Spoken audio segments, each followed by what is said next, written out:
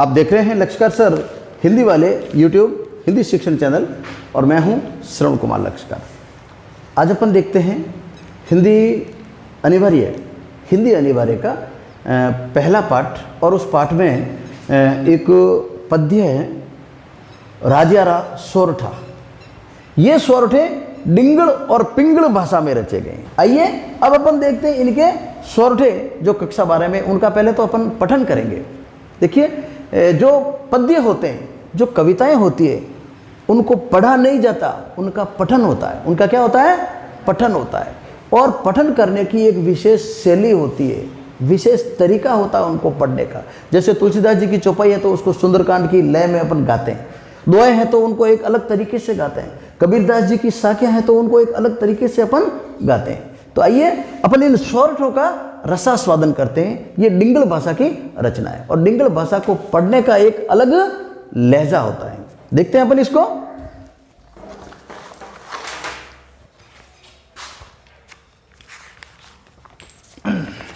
आपको सुनना बेटा है। हाँ देखिए इसको अपन किस प्रकार पढ़ते हैं, आप सभी देखिए इसको। उसके बाद आप कोशिश करें।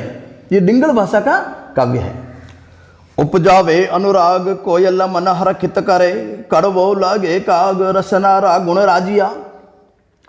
काली गही करूप कस्तूरी कांटा तुले, शक्कर बड़ी स्वरूप रोड़ा तुले राजिया।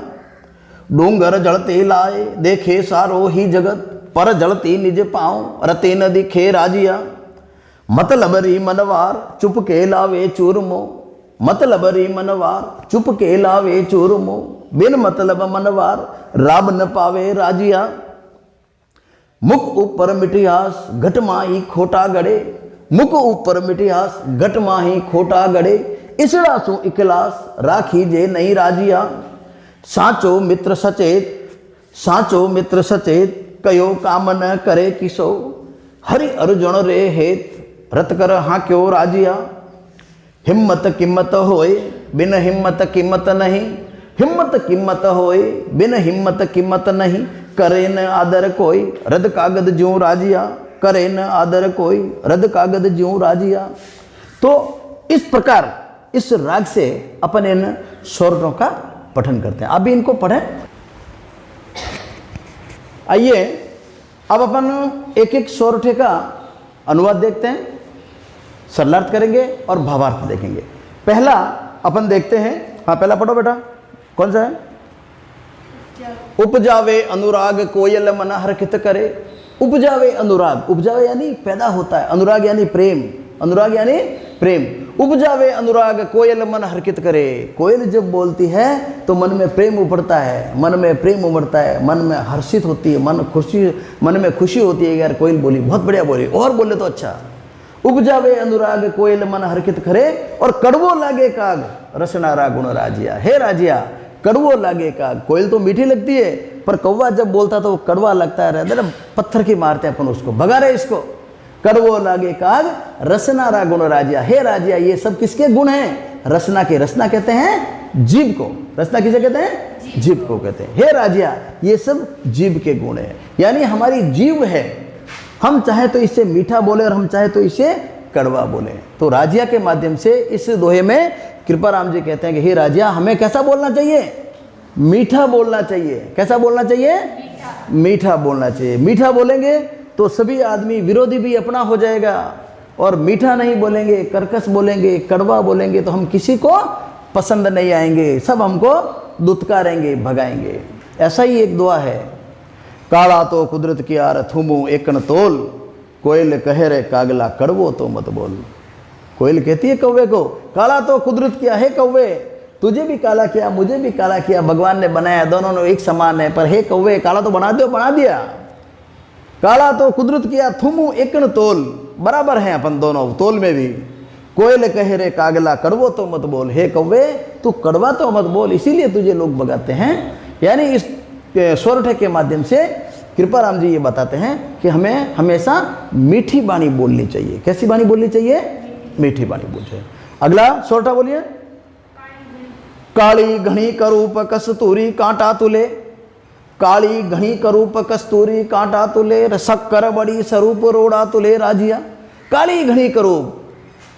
कृपाराम जी कहते हैं कि काली घनी बिल्कुल काली होती है, काली घनी, घनी यानी बहुत ज्यादा, काली घनी कुरूप जिसका कोई रूप भी नहीं होता है, काली घनी कुरूप कस्तूरी कांटा तुले। कस्तूरी जो होती है, आपने नाम सुना होगा कस्तूरी, जो कृष्ण मृग की नाभि में पाया जाता है।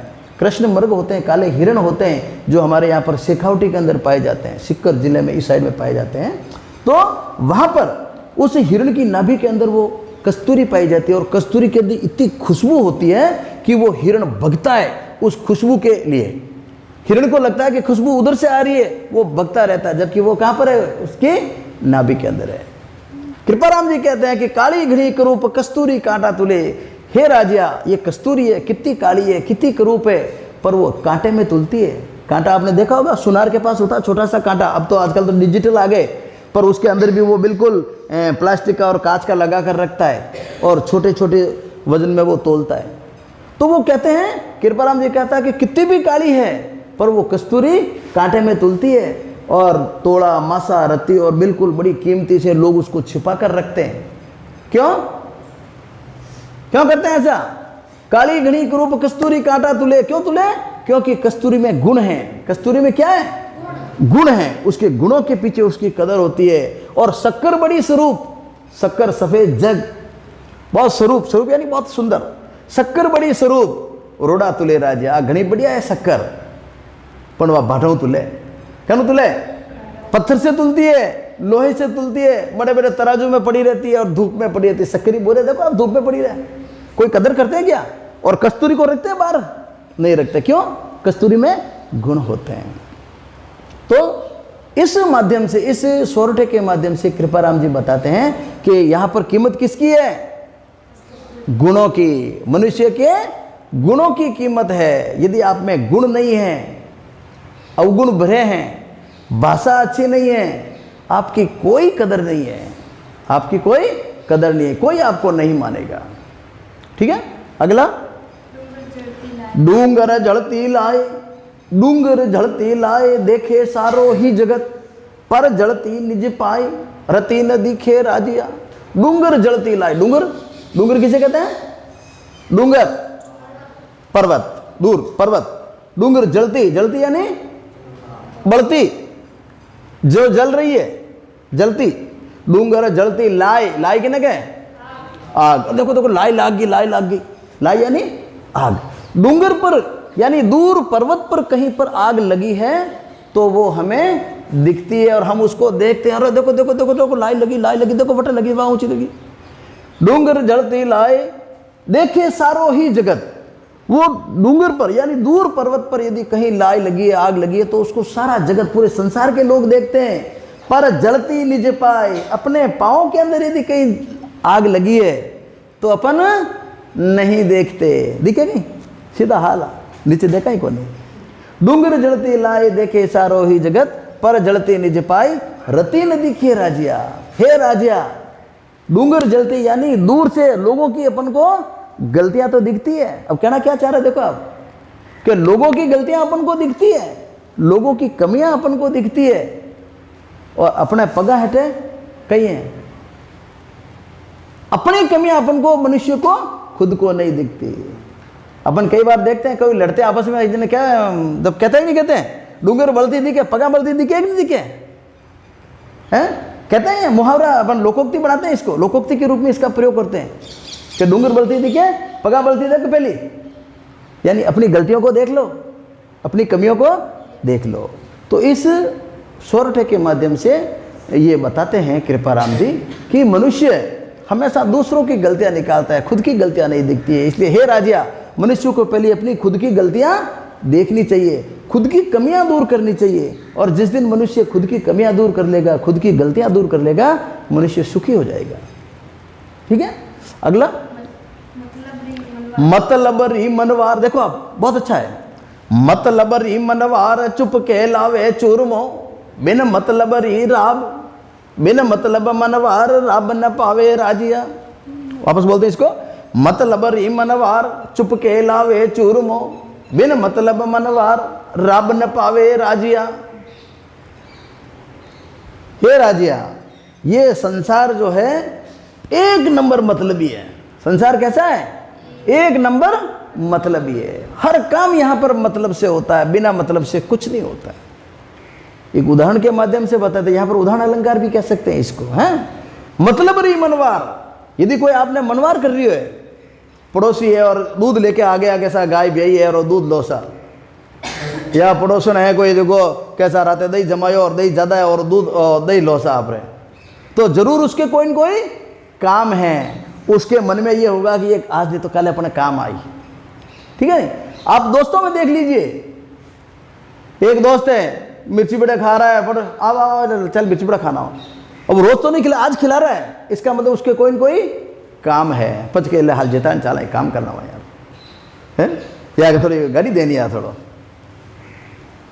मिर्ची बड़ो खिला दी, अब कहीं गई थोड़ी गाड़ी देनी भाई, क्यों? उसके काम था। तो मतलब रही मनवार, मतलब रही मनवार।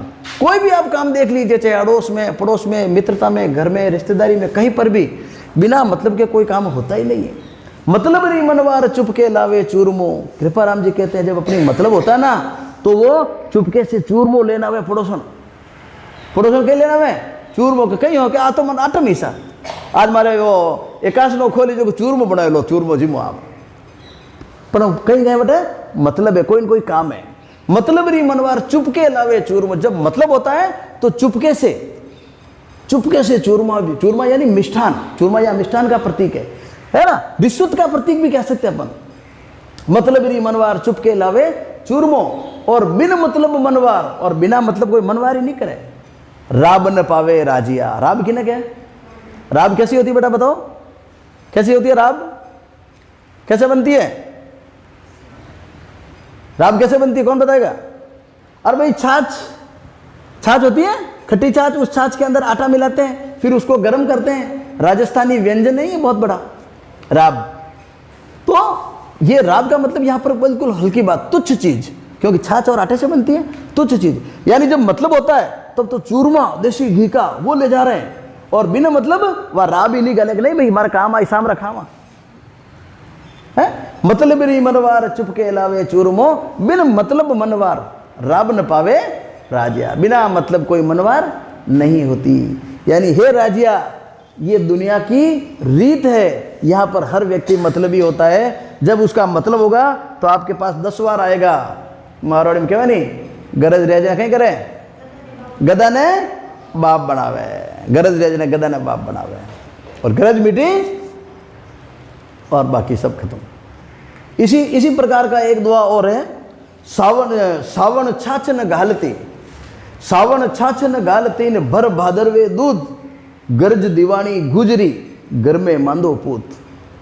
गुजरी सावन में, सावन का महीना खूब हरियाली होती है, जानवरों के भी बढ़िया दूध होता है, गाय भैंस के दूध होता है, और उस समय सावन के महीने में भी कोई छाछ लेने चला जाए, कहना भी हमारे छाछ को नहीं बनाई को नहीं, हमारा हल्का ले बनाओ, अब बार है को नहीं, और वापस छाछ बोली भैंस ने पिलाओ, ठीक है नहीं। तो सावन छाछ में गालती, यानी सावन में छाछ खूब होती है, दूध खूब होता है, तो वह छाछ नहीं गालती, सावन छाछ न गालती। और भर भादरवे दूध, और भादवे के महीने में, भादवारा महीना में, भादवा में अभाव का महीना होता है थोड़ा सा, कि सावन से कम होता है, दूध कम हो जाता है, तो भादवे में वह दूध लेना आ रही है कटोरो।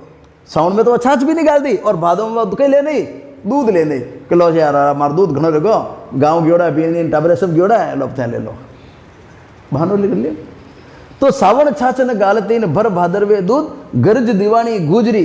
कहीं है गरज है, गरज दीवानी गुजरी घर में मांदो पूत। फिर कोई बच्चों बीमार है, फिर कहीं है बच्चों बीमार है कोई, जन वो ले नहीं दूध, और पचे के थोड़ा जिता न हलो नहीं यार, गाड़ी लेना हलो नहीं मारते, और बीमार है, डॉक्टर ने बताओ है। तो कहने का मतलब है कि गरज है, गरज से सब कुछ होता है। तो इसलिए कृपाराम जी ने कहा, हे राजा, अपन को सजग रहना है, ऐसे मतलबी लोगों से सजग रहना चाहिए, सावधान रहना चाहिए, ठीक है। अगला, मुख ऊपर मिटिहास। अगला देखिए बहुत बढ़िया, मुख ऊपर मिटिहास गटमाही खोटा गड़े, और इसड़ासु इखलास राखी जे नहीं राजिया। मुख ऊपर मिटिहास गटमाही खोटा गड़े, इसड़ासु इखलास राखी जे नहीं राजिया। हे राजिया, मुख ऊपर मिटिहास। इस संसार में कई लोग ऐसे होते हैं, मुख ऊपर मिठियास, मिठियास से मीठा बोलना, मिला जन ओ हो आप रखें बाता साहब मोटा आदमी है, थारी कहीं बात है। हाँ मोटा घड़ा मोटा आदमी, अरे आप रहे सन, आप रहे सन। मुंडा माते मीठा, मुंह के ऊपर मीठा, यानी सामने जब आते हैं तो उनकी तारीफ करते हैं। मुख ऊपर मिठास और गटमाई खोटा गड़े, और जीव निकलियो, जीव वो गया और पीठ पीछे उसकी बुराइयां करने शुरू। था मालूम वो नहीं है इन घमंड घणो आएगो आजकल, प्यारो घमंड घणो आयोड़ो है। देखो थोड़े दिनों अब आऊंदो रहे, अब क्या नंबर आऊंदो नहीं, अब के फाचो वोट आऊंदो कहीं रह चुको, घमंड घणो आएगो। यानी आदमी मुंह पर तो क्या करता है, तारीफ करता है, और पीठ के पीछे क्या करता है, बुराई करता है। कर रहा है कि नहीं करे? तो ये हमारे यहाँ पर लोक अंचल में लोगों की आदतों में है कि मुंह पर तो तारीफ करते हैं और पीठ पीछे क्या करते हैं, बुराई करते हैं। तो मुख ऊपर मिठास और घटमाई खोटा गड़े, घट कहते हैं दिल, घट किसे कहते हैं, दिल है ना, दिल में। मुख ऊपर मिठास घटमाई खोटा गड़े, खोटी बात करे।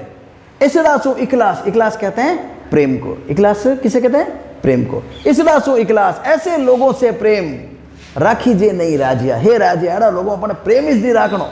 एक बार ठा पड़ जाको अपन पीट ला रही बात करे, छोड़ो इन्हें, एड़ा आदमी ने नहीं अपना काम रोको नहीं। ठीक है, अगला साचो मित्र सचेत कयो काम न करे किसो, साचो मित्र सचेत कयो काम न करे किसो, हरि अर्जुन रे हेत रत कर हाँ क्यों राजिया।